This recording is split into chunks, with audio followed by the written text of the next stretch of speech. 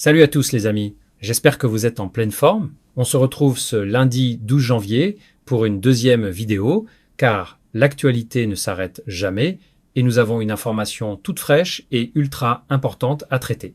C'est désormais acté, le feuilleton Joao Cancelo touche à sa fin et l'issue est heureuse. Dans cette vidéo, nous allons tout décortiquer, les chiffres, le rôle tactique de Cancelo et toutes les infos autour du joueur portugais. Tout ça, bien sûr, au lendemain de notre superbe victoire en Supercoupe d'Espagne. Mais parlons du transfert de Joao Cancelo qui vient de débarquer à Barcelone.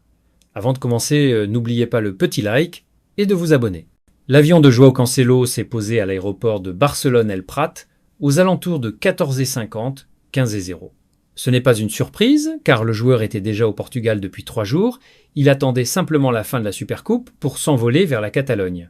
Le programme est maintenant très clair. Cancelo passe l'après-midi à son hôtel avant d'enchaîner, dans la soirée, avec la traditionnelle visite médicale pour vérifier que tout est en ordre. Normalement, c'est une formalité. L'objectif du Barça est d'annoncer son arrivée ce soir même. Il est possible qu'au moment où vous regardez cette vidéo, l'officialisation soit déjà tombée.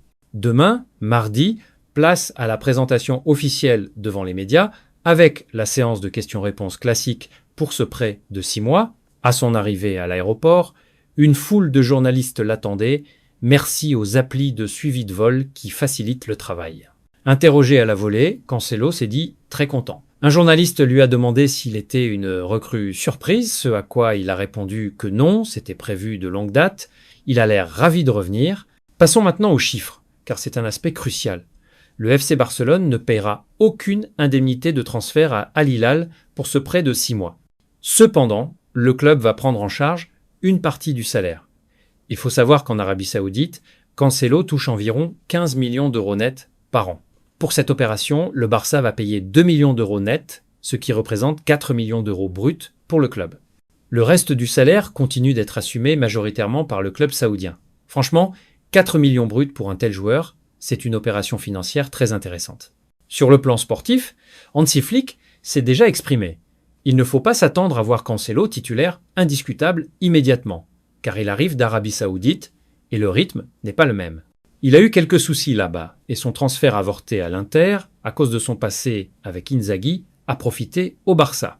Flick voit en lui un apport qualitatif indéniable pour l'effectif. Il offre une vraie alternative pour faire souffler Koundé à droite ou Baldé à gauche sans perte de niveau technique. On connaît ses qualités, offensivement, c'est la classe mondiale.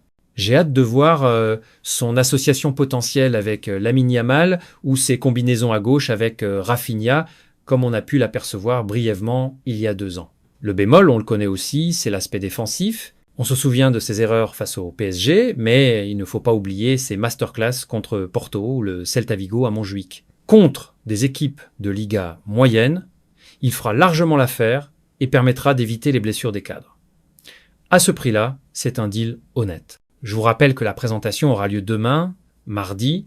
Dites-moi en commentaire ce que vous pensez de ce retour. Je sais que la majorité est favorable, même si certains auraient préféré un autre profil. Effectivement, la priorité absolue aurait dû être un défenseur central gaucher, mais le marché hivernal est vide à ce poste. La stratégie est donc de faire jouer Eric Garcia dans l'axe et d'utiliser Cancelo pour renforcer les couloirs. Pour finir, petit point sur les infos que j'ai gardées sous le coude ce midi. Concernant l'été prochain, la grande priorité du Barça pour le poste de numéro 9 est Julián Álvarez. C'est l'info qui circule auprès des médias catalans depuis l'Arabie Saoudite. Pour Marcus Rashford, l'idée est de le conserver, non pas en levant l'option d'achat de 30 millions, mais en négociant un transfert à la baisse pour en faire une option de luxe en sortie de banc. Sortir Álvarez de l'Atlético sera très compliqué et coûteux, mais c'est l'objectif.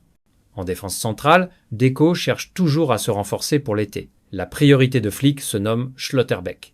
D'autres noms comme Van de Ven ou Guéhi circulent, mais je n'y crois pas trop. Il y a aussi la piste Bastoni, même si je pense qu'il utilise l'intérêt du Barça pour négocier sa prolongation à l'Inter. Tout cela reste lointain et dépendra du fair play financier. Une bonne nouvelle à ce sujet, grâce à la victoire en Supercoupe, le Barça a empoché un peu plus d'1 million d'euros supplémentaires. le budget prévisionnel ne tablait que sur une finale. C'est toujours ça de prix, même s'il y aura des primes à verser aux joueurs. Voilà pour le tour d'horizon des infos du jour. Donnez-moi votre avis en commentaire, c'est important. Likez, commentez, partagez. À la prochaine, portez-vous bien.